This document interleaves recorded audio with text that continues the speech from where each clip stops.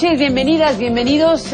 Agradezco muchísimo nuevamente que nos acompañe en este estudio al investigador de la UNAM, psicoanalista Fernando González, investigador del Instituto de Investigaciones Sociales de la UNAM, y bueno, pues un estudioso de los más reconocidos en nuestro país sobre la Iglesia, sobre conflictos internos en las iglesias de nuestro país, investigador amplio y profundo del caso Marcial Maciel, entre otros. Y bueno, pues ahora lo hemos invitado porque ha publicado un libro que está circulando en estos días que se llama La Iglesia del Silencio. Es un libro que tiene como subtítulo De mártires y pederastas, un libro de historia que publica Tusquets Editores, Tiempo de Memoria, que es esta colección. Y bueno, pues Fernando, te agradezco mucho que nos acompañes para conversar nuevamente contigo ahora sobre esta nueva obra, sobre esta nueva publicación que está circulando en estos días. Gracias, Carmen. Gracias a ti. Y bueno, pues La Iglesia del Silencio es todo un título. ¿De qué mártires, de qué pederastas, de qué estás hablando? Bueno, la primera parte está dedicada a los mártires cristeros, a lo que yo llamo los mártires guerreros, porque la memoria de la Iglesia Católica en relación con la guerra cristera del 26-29 tiene mínimo como 3 tipos de memorias, pero que el arte de la fabricación de los mártires después de los años 80, a partir del 88, donde está el primer beatificado de la guerra cristera, que es Miguel Agustín Pro, que es como la primera generación, el solitario de la primera generación, eso lo hizo la Compañía de Jesús, es un mártir que fundamentalmente, como señalo, le quitaron la pólvora y le dejaron la sangre. Es un mártir como muchos sacerdotes que apoyan la lucha armada moralmente, pero que no participan directamente en la lucha armada ni directamente con los alzados. Aunque Miguel Agustín Pro tenía a su hermano Humberto, que era el jefe de la Liga Nacional de la Defensa Religiosa en el Distrito Federal, y él se encargaba de mandar parques y armas a los alzados. Y Miguel Agustín Pro está muy contento con sus hermanos Humberto y Roberto, que lanzan esto. Pero para poderlo beatificar hay que quitarle esta parte de apoyo moral. La segunda beatificación, que es lo que yo ya había trabajado antes, es la versión oficial de la Iglesia Católica y tiene que ver con no participaron en la lucha armada, estuvieron en contra de la lucha armada, fueron agentes de paz en una lucha entre mexicanos. ¿Quién sabe por qué se levantaron unos mexicanos contra otros? Esa es la versión más lograda de la Iglesia Católica para sustraer la responsabilidad del episcopado mexicano en aquel tiempo y seguirla sustrayendo 80 años después. Por eso trabajo lo que llamo historia del tiempo presente. Es un pasado que no termina de pasar y se va resignificando. Y la tercera que trabajo también ahí junto con la del Padre Pro es lo que yo llamo los mártires guerreros.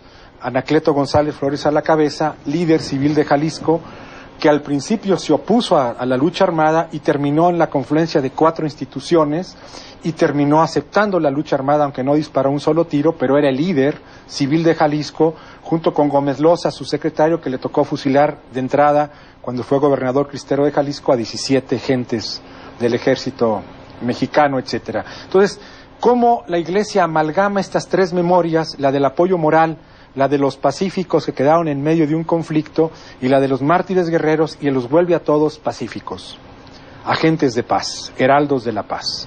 Con esto, el episcopado mexicano borra las huellas de su participación, de cómo, digamos, motivó a la gente a que se radicalizara, lo que pasó durante la cristiada, las posiciones episcopales que terminaron en una situación de conflicto, y lo que pasó después de los llamados arreglos del 29.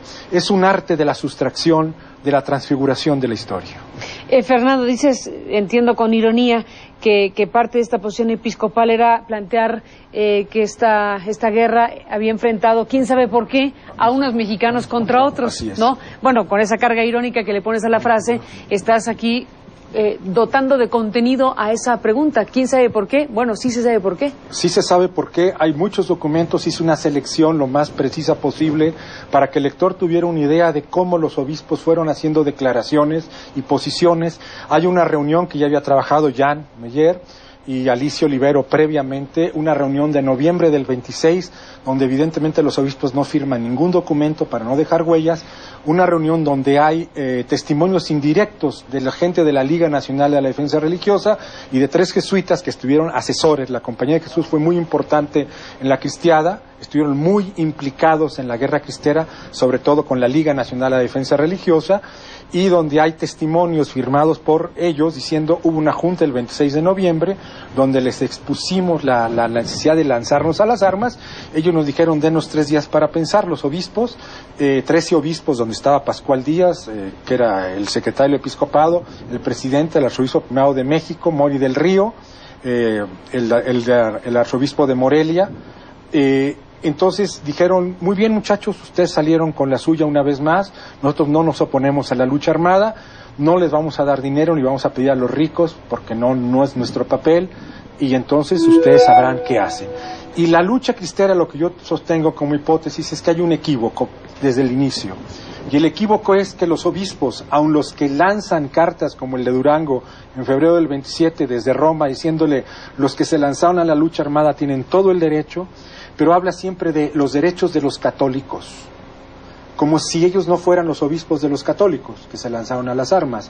Entonces, los derechos de los católicos y los derechos de los obispos, lo cual les va a permitir esa dicotomía a los obispos al final poderlos negociar cupularmente con el gobierno sin tomarlos en cuenta. Y eso es todo un arte del equívoco que los cristeros nunca lo entendieron, porque ellos se lanzan por su iglesia, creyendo que lo estaban haciendo por su iglesia, y los obispos dijeron los derechos de los católicos, ustedes tienen derecho a lanzarse. Entonces es un drama. Es un drama. Es un drama, y te pregunto si ese drama, si esa confrontación que desgarró, que marcó la vida de este país en esta confrontación de mexicanos contra mexicanos por estas razones esenciales que describes, ¿es algo superado o queda en el sustrato mexicano todavía parte de esa confrontación marcada en la lucha cristera? Bueno, queda de otra manera, resignificada, digamos. La Iglesia, en el momento en que dejó de ser perseguida, incluso simbólicamente, cuando Salinas de Gortari, en el diciembre del 88, invitó por primera vez a los obispos al mismo recinto donde iba a tomar posesión, y se rompió lo que yo llamaría el incesto visual, porque desde tiempo de Juárez no podían coincidir obispos con gobernantes, aunque se veían en lo oscurito, que es lo que llamaban los obispos el síndrome de Nicodemus, ese fariseo que iba a ver a Cristo en la noche para que no se dieran cuenta. Esto, en el momento que Salinas los invita y que 2 o 3 años después declara que las iglesias tienen derecho jurídico otra vez, que son reconocidas jurídicamente, que es uno de las puntas que va a provocar la cristiada, ya no hay nada que los persiga, y ahí aumenta la necesidad de la Iglesia de recuperar los tiempos cuando era perseguida. Pero no se queda ahí solamente. En el caso, por ejemplo, de Jalisco, que es uno de los promotores de los mártires, digamos, una fabricación de los mártires de la cristiada, entran en relación el arzobispo con el presidente municipal en aquel tiempo, que es Emilio González Márquez por el PAN, que va a hacer toda una implementación de las obras de Anacleto y va a pedir perdón a nombre de todos los ciudadanos jaliscienses por el asesinato de Anacleto, confundiendo a ciudadano con católico y a católicos como si todos fueran homogéneos.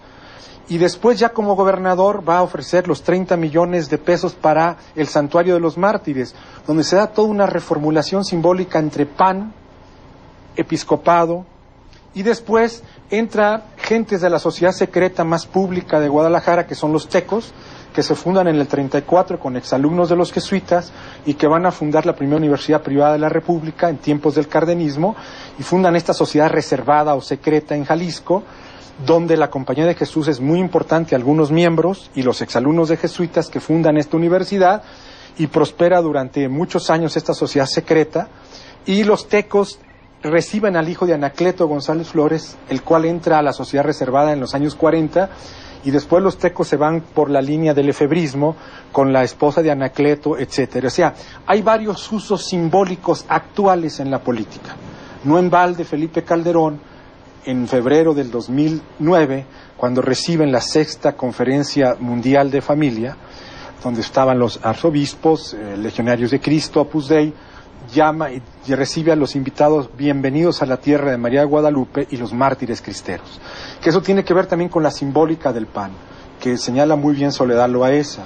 Cuando nosotros, como PAN, no tenemos héroes patrios de qué reclamarnos, y los que los tenemos están vituperados, porque el PRI y el PRD tienen a los principales héroes de la nación, por más mitificados que estén, no nos quedan más que los mártires, o es una de las maneras de insertarnos en la historia patria. Eso es más o menos lo que trato de manejar en la primera parte, darle una idea al lector de que es una historia que no termina de pasar.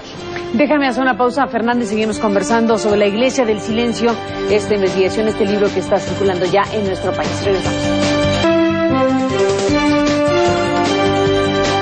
Regresamos, Fernando González, con esta conversación sobre esta investigación, este libro, La Iglesia del Silencio. Bueno, esta portada es una portada muy fuerte, muy poderosa, que muestra precisamente a Miguel Agustín Pro Juárez cuando es fusilado. Es Miguel Agustín Pro, que es como la primera generación, el solitario de la primera generación, eso lo hizo la Compañía de Jesús. Es un mártir que fundamentalmente, como señalo, le quitaron la pólvora y le dejaron la sangre. Es un mártir como muchos sacerdotes que apoyan la lucha armada moralmente, pero que no participan directamente en la lucha armada ni directamente con los alzados. El Instituto de Investigaciones Sociales de la UNAM, y bueno, pues un estudioso de los más reconocidos en nuestro país sobre la Iglesia, sobre conflictos internos en las iglesias de nuestro país, investigador amplio y profundo del caso Marcial Maciel, entre otros. Y bueno, pues ahora lo hemos invitado porque ha publicado un libro que está circulando en estos días que se llama La Iglesia del Silencio.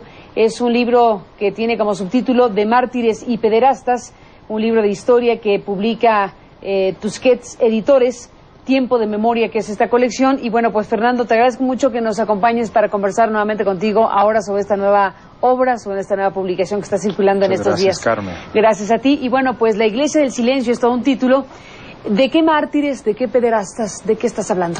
Bueno, la primera parte está dedicada a los mártires cristeros, a lo que yo llamo los mártires guerreros, porque la memoria de la Iglesia Católica en relación con la guerra cristera del 26-29 tiene mínimo como 3 tipos de memorias, pero que el arte de la fabricación de los mártires después de los años 80, a partir del 88, donde está el primer beatificado de la guerra cristera, que